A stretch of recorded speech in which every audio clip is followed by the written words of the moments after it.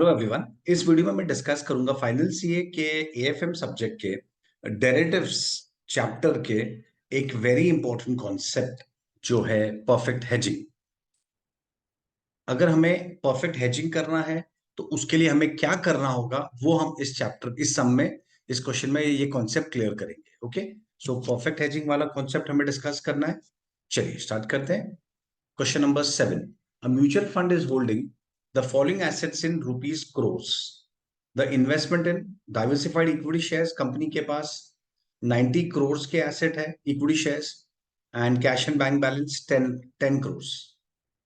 The beta in the equity portfolio is 1.1. Equity का beta 1.1 है. The index future is selling at 4,300 level.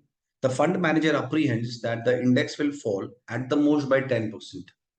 भाई manager को लग रहा है कि इंडेक्स यानी सेंसेक्स निफ्टी जो भी हो, जो इंडेक्स है वो हमारा 10% गिरेगा. How many index future he should short for perfect hedging? One index future consist of 50 units. Substantiate answer assuming the fund manager's apprehension will materialize. मतलब फंड मैनेजर जो सोच रहा है वो हो गया तो क्या होगा, किस तरीके से हम हेजिंग करेंगे. फाइन, देखिए बहुत सिंपल समय सिंपल कॉन्सेप्ट है. अगेन मैं सेम बोलूंगा, हमें फॉर्मूला नहीं याद रखना है, लॉजिक समझना है पहले और फिर फॉर्मूला लिख सकते हैं एग्जाम में, पर लॉजिक तो समझो. चलो स्टार्ट करते हैं. फर्स्ट वन, हमारे इसमें हमारे पास एक है जो हम एक्चुअल कैश मार्केट में पोजीशन लेके बैठे हैं. कंपनी के पास ऑलरेडी इक्विटी शेयर्स हैं 90 करोड़ के, 90 करोड़ पे, और इस पे कंपनी लॉन्ग है, मतलब बाई करके बैठा है. लॉन्ग मतलब सिंपल बाई, बाई करके बैठा है, लॉन्ग पोजीशन बोलते हैं. इन शॉर्ट बाई करके बैठा है. अब उसे ऐसा क्या करना है इंडेक्स फ्यूचर में जिससे वो परफेक्टली हेज्ड रहे. मतलब उसका उसको मार्केट में चेंजेस आने से उसको लॉस भी नहीं हो और उसको प्रॉफिट भी नहीं हो.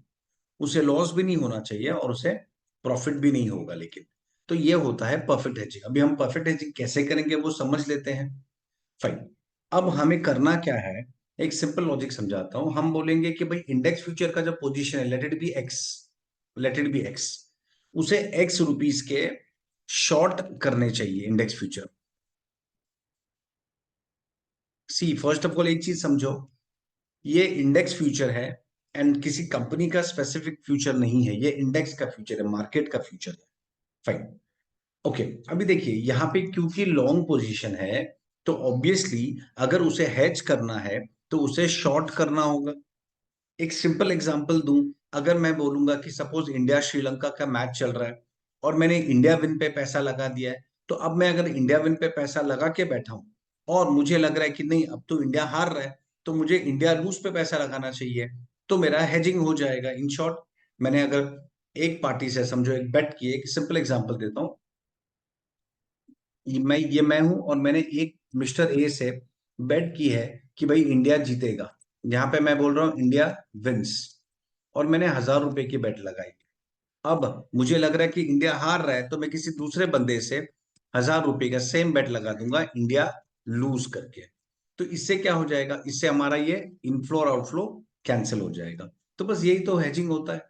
यहाँ पे भी हमें कुछ इसी तरीके से करना है, यही कॉन्सेप्ट अप्लाई होगा पर डिफरेंट वे में जरा, पर कॉन्सेप्ट यही है.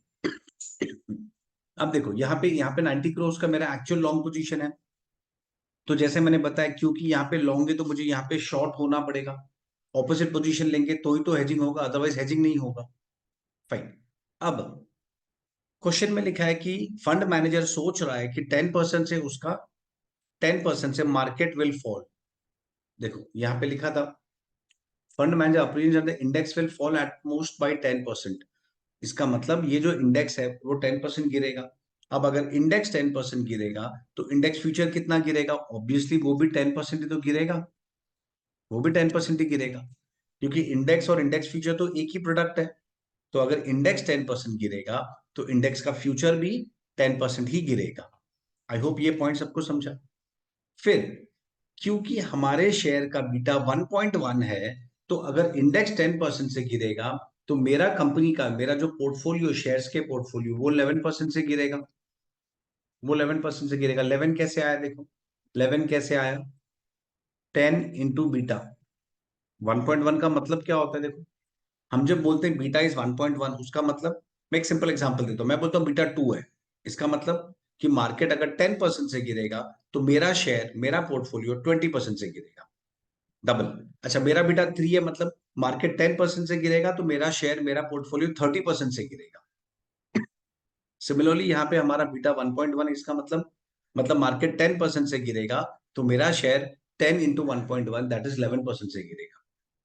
ओके, अब यहाँ पे देखो क्या होगा। ये 90 करोड़ है मेरा पोर्टफोलियो और वो 11% से गिरेगा, तो 90 करोड़ इंटू 11% मतलब 9.9 करोड़।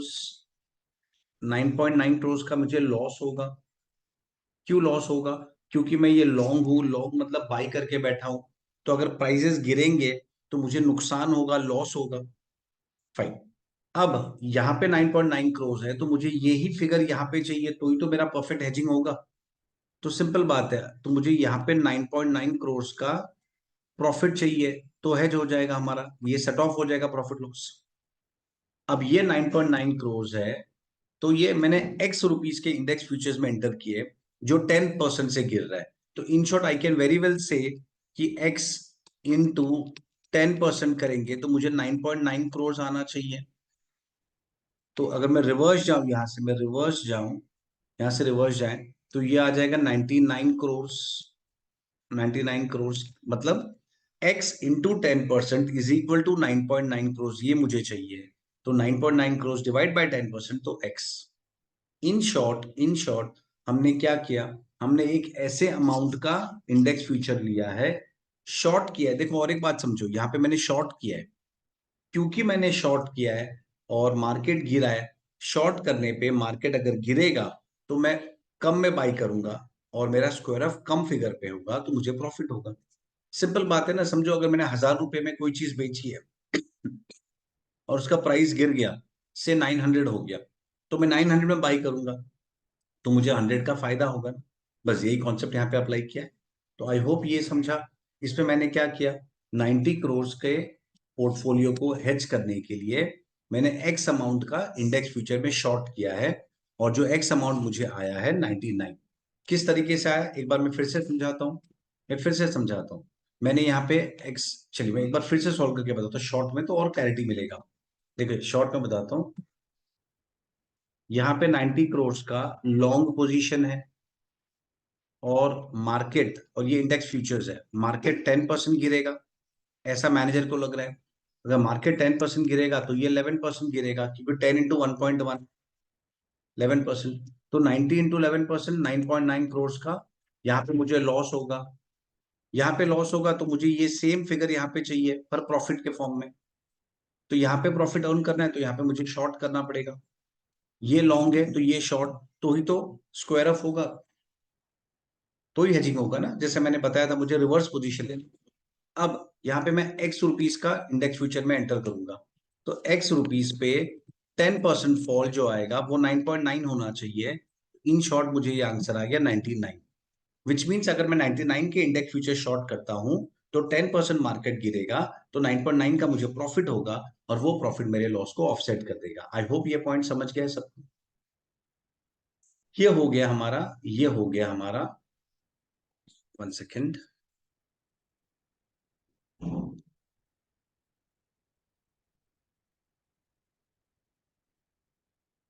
1 सेकेंड, ये जरा नेक्स्ट स्लाइड में मैं चले गया।